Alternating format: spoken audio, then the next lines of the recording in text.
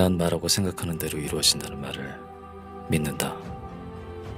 우리의 선조는 말이 시가 된다는 명언을 우리에게 남겼고, 성경에서 예수는 네가 말하는 대로 내가 이루리라 라고 하셨다.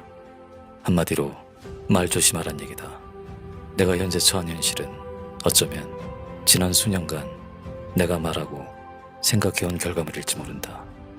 내 나이 40이 가까워지자 주변에서 하나둘 늙어서 뭐가 될지에 관한, 즉 노후 대책에 대한 대화가 오가기 시작했다. 주식이나 부동산 투자 같은 구체적인 계획을 가지고 있는 다른 사람들에 비해 부끄럽게도 난 그런 것엔 도통 관심도 계획도 가지고 있지 않았었다. 그렇다고 나 뭐 그냥 막 살고 있어. 라고 말할 순 없었기 때문에 엉겹결에 사람들에게 노후 대책이라고 말하고 다니기 시작했던 게 다름 아닌 영화였다. 뭘 만들어? 영화를 만든다고? 네가? 그 영화가 내가 알고 있는 그 영화 맞지? 무비. 그러니까 영화 감독을 하겠다는 얘기잖아. 네가 영화 감독이면 마, 난 대통령이다 임마. 야 이 새끼, 너 혹시 너 남몰래 숨겨놓은 돈 많은 여자 이름이 영화 아니냐? 물론 귀담아 듣는 사람은 거의 없었다. 그렇다고 마냥 허튼 소리를 하고 다닌 건 아니었다. 난 아주 오래전부터 어쩌면 나도 영화를 만들 수도 있을 것 같은 막연한 생각을 가지고 있었다.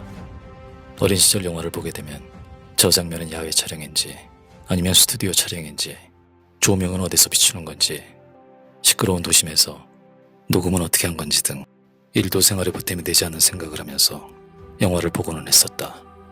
그렇다고 어릴 적부터 무슨 영화에 대한 큰 꿈 같은 걸 가지고 있는 것도 아니었다. 그냥 그런 게 궁금했었다. 궁금만 했지 따로 찾아서 공부 같은 걸 해본 적도 없다.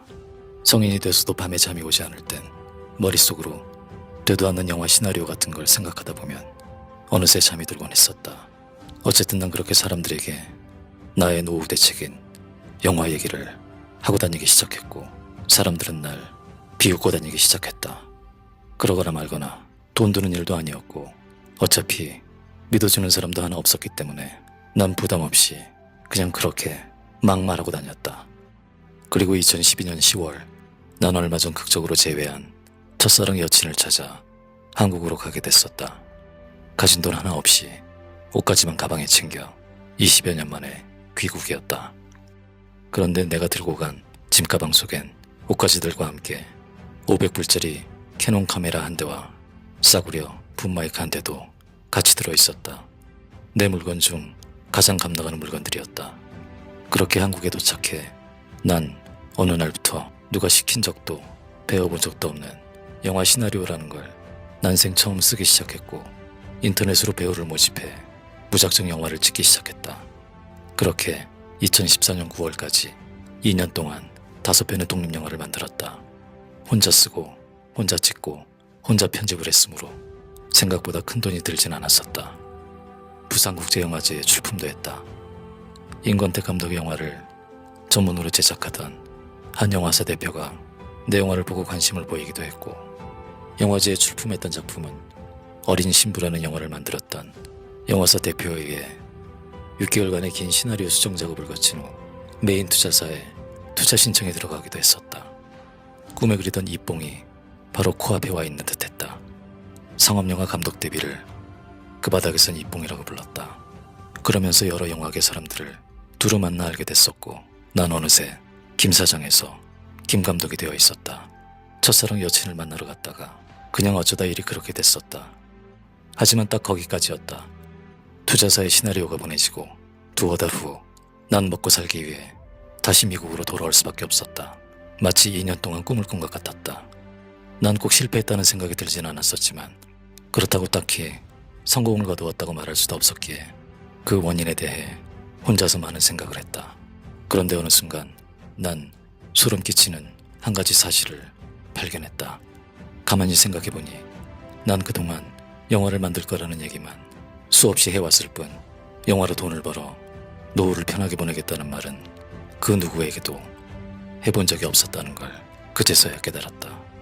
내가 한 말 그대로 정확히 딱 영화를 만드는 것까지만 이루어졌던 거였다. 제일 중요했던 돈 얘기를 빼먹었다. 그 말을 제일 먼저 했어야 했는데. 미국으로 돌아와 한국에서 나와 내 영화에 물심양면으로 아낌없이 투자해줬던 첫사랑 여친에게 진 빚을 난 매일 저녁 메뉴를 바꿔가며 저녁 요리를 해주는 걸로 10년째 변제 중이다.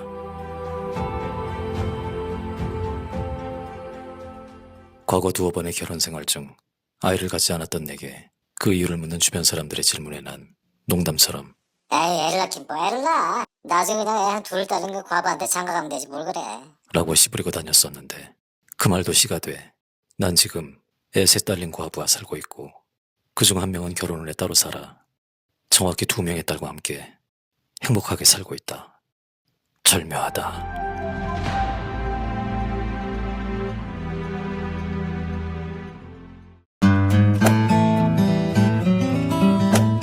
우리 헤어지자.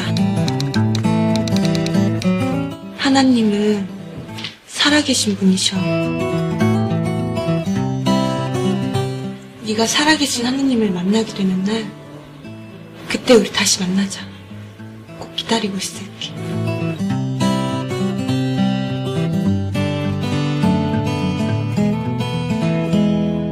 하나님을 보신 적이 있으세요? 나? 하나님이 산신령 좀 비슷하게 생기셨네요. 같이 죽자. 죽을 내가 하 말고, 응? 죽을 내가 하 말고.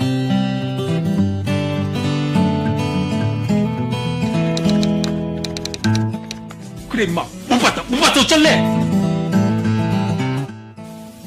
환장하다.